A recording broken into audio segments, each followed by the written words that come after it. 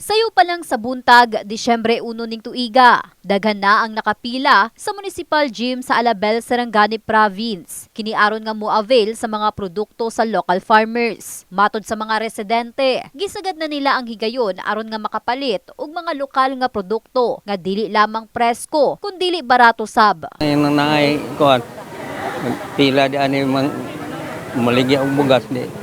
Di nga rin ko kay barato ra.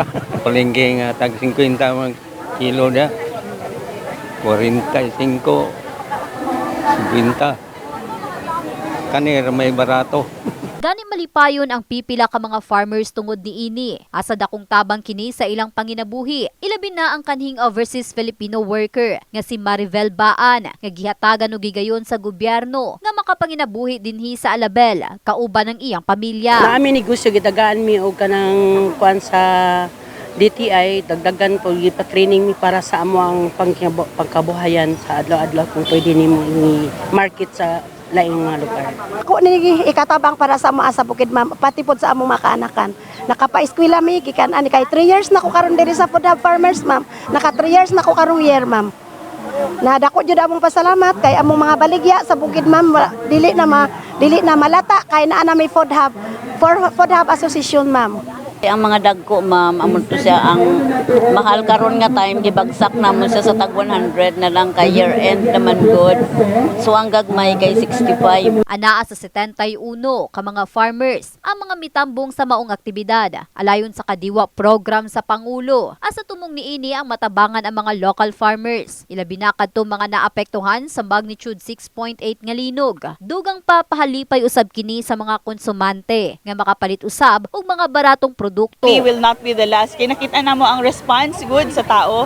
Daghan kayo ang nagapalit ba. They were here as early as 4 o'clock in the morning para magpalista sa bugas. As early as that, naanapod sila diri para magpalit og gulay samantala nagahulat sila sa bugas. So yun po ay makahappy yung response ng mga tao.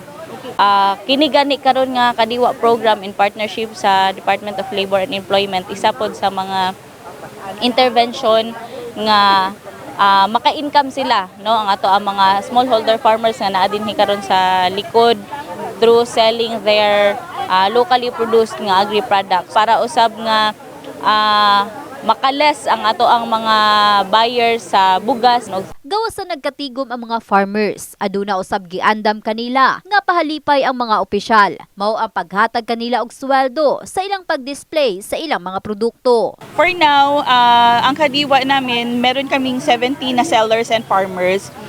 They will receive tupad benefits, no. We will be paying them 3 days of minimum wage, that's 390 times 3. Pero isang araw lang po nila yan pagtatrabahuan ngayon na pero kasi kahapon nag-set up na sila.